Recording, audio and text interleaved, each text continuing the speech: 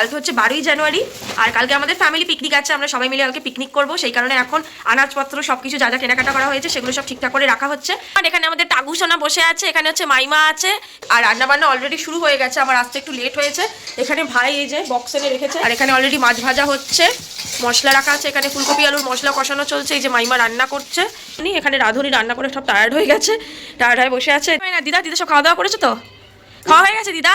না না না না না নানি মাছ উঠেছে এই তার উপরে চিংড়ি মাছ। বলছে চিংড়ি মাছ কি যদি খুঁজে না পায়? আমি অত চিংড়ি মাছ হচ্ছে খুঁজে পাবে না, নিশ্চয়ই পাবে। আর এই যে মাঝে প্রচুর খিদে পেয়ে গেছে। হ্যাঁ চলো এবার আমরাও খেতে বসবো। চাটনিটা দেখতে পাচ্ছ কি? ওই দেখো ওই কোনায় দুটো কোনায় একটু পড়ে রয়েছে।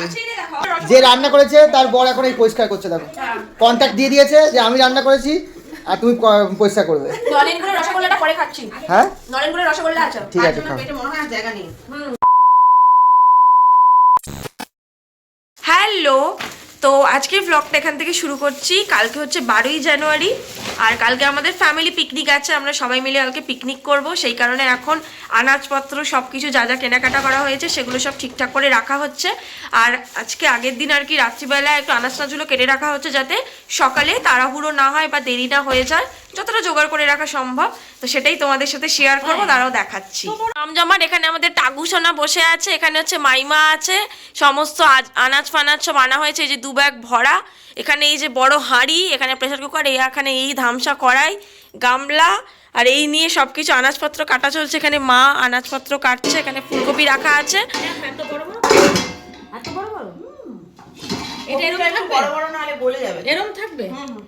কাটাকুটি চলুক তাহলে।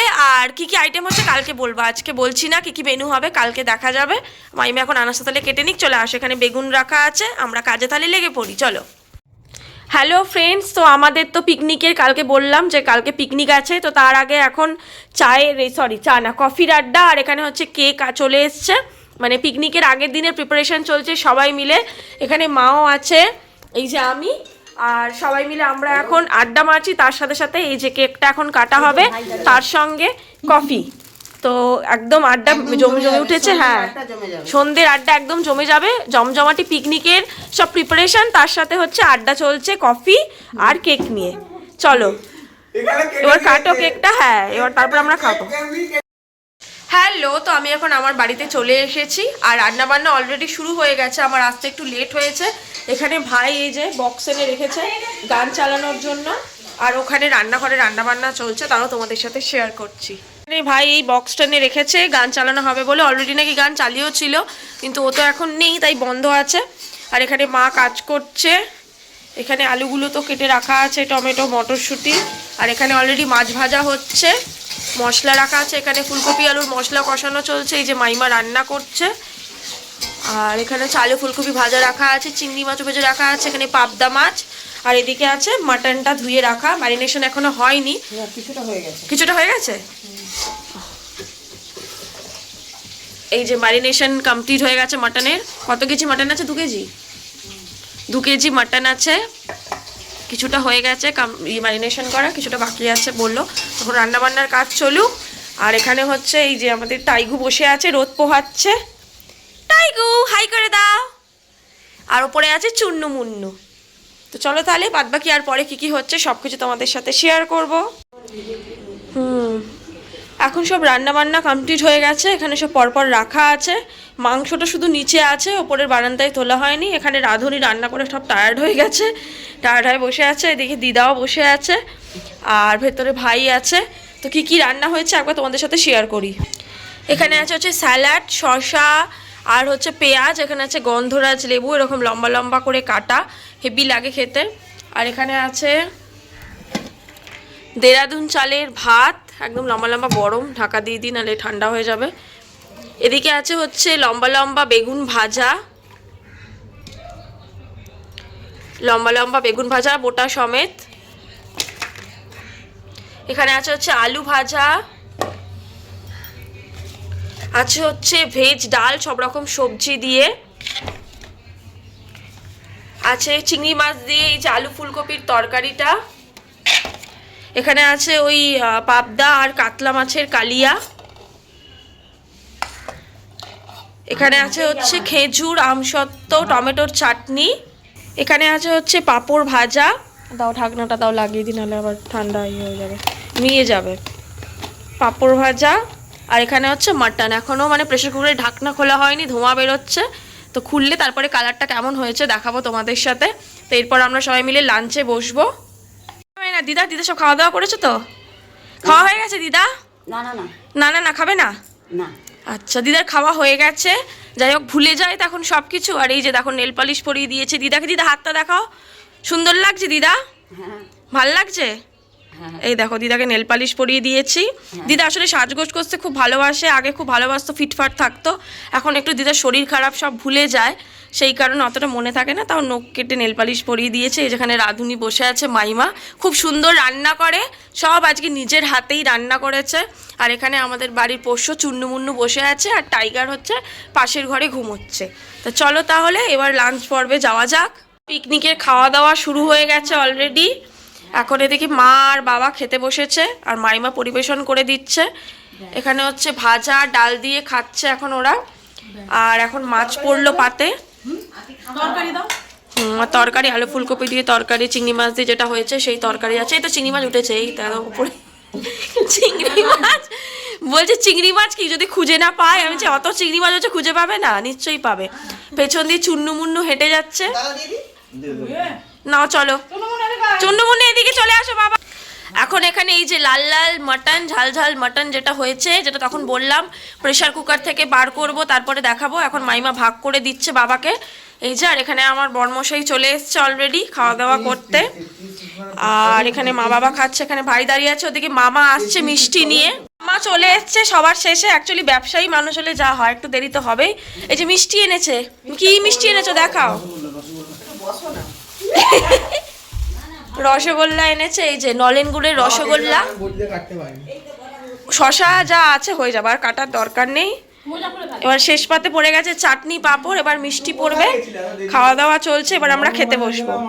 এখানে এখন মামা বসে পড়েছে লাল লাল ঝাল ঝাল মটন কষা সার্ভ করতে, কারণ মামা বরাবরই প্রথম থেকেই মাংসটা ভাগ করে। যেহেতু তখন মামা আসেনি, তাই মাইমা বাবাকে মাংসটা ভাগ করে দিচ্ছিল, কিন্তু মামা চলে আসতে এখন মামাই ভাগ করে দিচ্ছে। তো এবার আমরা সবাই মিলে খেতে বসবো। অলরেডি ওরা সবাই বসে গেছে, আমি এবার খেতে বসবো। একটু তোমাদের সাথে দেখিয়ে দিই, দাঁড়াও ব্যাপারটা। সবাই সুন্দর খেতে বসেছি একসাথে, সবাই একদম লাইন দিয়ে খেতে বসেছে। মা এখন পরিবেশন করছে, মাইমা এখানে বসেছে, মামা এখানে, বাবা দাঁড়িয়ে আছে, বাবার অলরেডি খাওয়া হয়ে গেছে। আর এই যে মাঝে প্রচুর খিদে পেয়ে গেছে। হ্যাঁ চলো এবার আমরাও খেতে বসবো।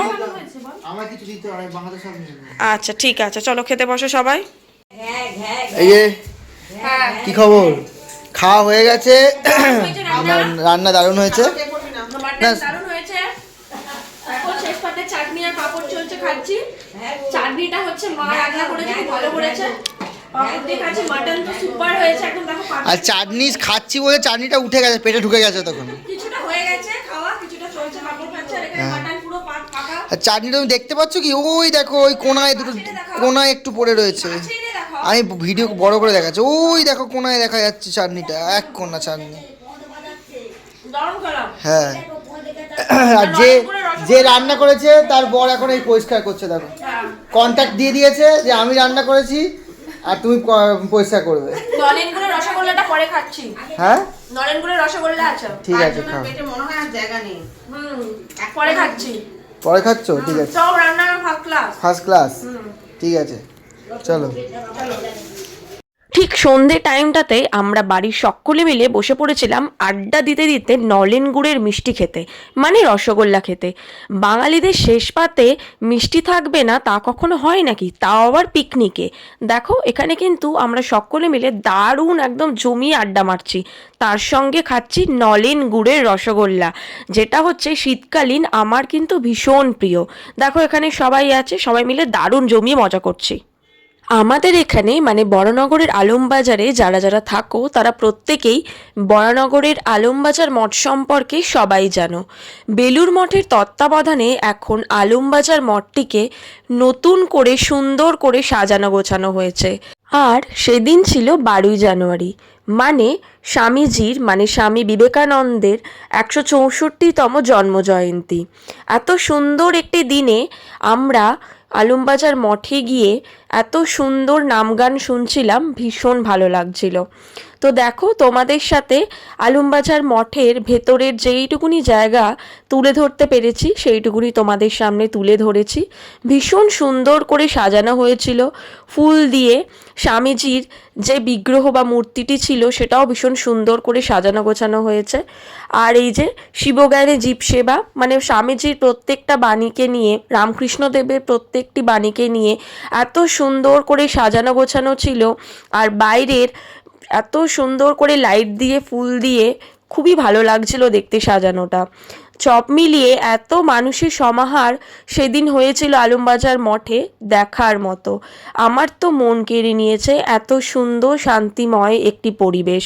ভেতরের পরিবেশ ছিল ভীষণই সুন্দর। সেখানে নামগান থেকে শুরু করে আরও অনেক কিছু হচ্ছিল। তোমাদের কেমন লাগলো অবশ্যই জানাবে। ছোটোবেলায় মানে আপার নার্সারি থেকে ক্লাস 4 অবধি আমি এই আলমবাজার মঠেরই কিন্তু ছাত্রী ছিলাম। যাই হোক, এখন আমরা চলে এসেছি আমার শ্বশুরবাড়ির পাড়ায়। বাড়ি ঢোকার আগে দেখলাম এখানে খুব সুন্দর কিছু সাংস্কৃতিক অনুষ্ঠান চলছে। ভাবলাম তোমাদের সাথে শেয়ার করি, তাই এই সাংস্কৃতিক অনুষ্ঠানের কিছুটা অংশ তোমাদের সাথে শেয়ার করলাম। 12ই জানুয়ারির গোটা একটা ছুটির দিন তোমাদের সাথে শেয়ার করলাম আমরা কিভাবে কাটিয়েছি। প্রথমত পরিবারের সবার সাথে দারুণ মজা করে পিকনিক আড্ডা মারলাম, খাওয়া দাওয়া করলাম, তার সঙ্গে স্বামীজির জন্মজয়ন্তী পালনের অনুষ্ঠানও দেখলাম।